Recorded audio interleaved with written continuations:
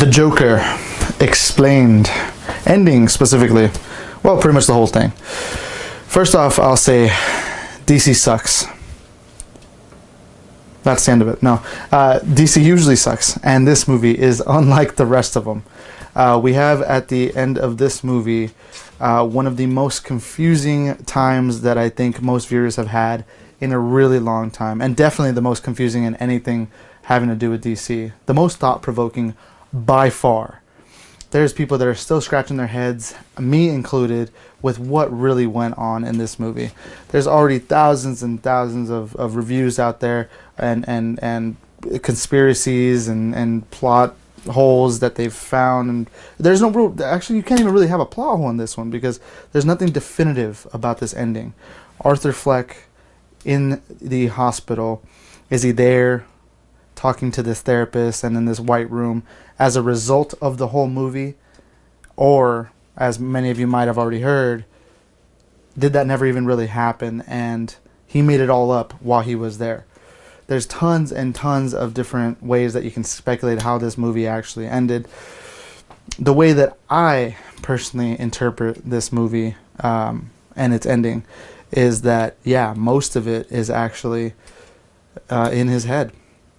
That it goes on and off and on and off. There are certain things that are actually happening. There are certain things that are memories. There are certain things that don't actually happen. And I think that's perfectly represented by him at the ending scene with the new therapist in the hospital, almost seeming like it's almost like a reminiscent feel of his therapist out in the real world.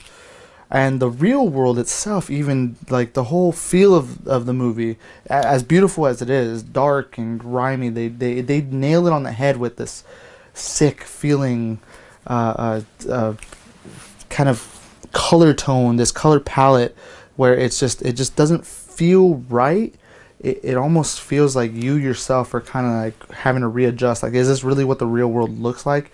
At a certain point, I kind of just gave up and was like, okay, well, this is how this world looks like. This is how this Gotham looks like. And it looks almost kind of like a more realistic Tim Burton type of feel to the whole atmosphere, where it's like all dark and dingy and misty, but without having to be that way. It just feels like you would never want to even really eat anywhere there or something like that, you know, like you'd wash your hands after touching the railing there. That's the sickness that I got from how that movie felt, and the eeriness from the actual sound, the score was just all lending to this feel. And it makes me teeter-totter back and forth to whether or not there's actually some realism to that world that they build. Is it all fake? Is some of it, does it go back and forth? It makes me crazy, actually. And I think that's what most people really don't like about this movie. It makes you think, for one, and some people just go to the movies and they don't want to think. They want just brain-numbing, action-packed, all this and that. They don't want to think why this, why that. They just want it all fed to them until they throw up with their popcorn in their hand. Anyway, I'm getting sidetracked, but that's all they want sometimes. And this one makes you feel sick in a way where it's like, my brain is hurting because I want to know what is going on. Why is this so weird? Why is this the way it is? Is he imagining this? That couldn't have possibly happened. These are all questions that I went through personally from watching The Joker, and maybe you did as well. And I think that actually lends to a great piece of art. So, I mean, there's a lot of haters out there that are saying, oh, I don't like it because it doesn't, the ending is weird or this and that.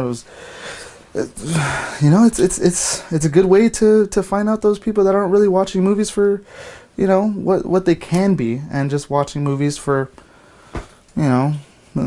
sparkly things and stuff like that, But who knows? Maybe I'm one of those sick in the head ones too, because that's another thing where people think like, oh, if you like this movie, you can relate to it a little bit too much, and then you might be a little bit kooky in the head. And what if I am? So what? Joke's on you. I like it better this way. Multiple choice life. But that's all I want to say about this. Nothing definitive, just like the movie itself. I don't even want to give this movie a grade. I would love to know what you guys think down in the comments down below. All my friends watching, please. This is finally going to be out, so leave those comments down below. Subscribe, like, do the whole thing. And joke's on you guys. Loki out.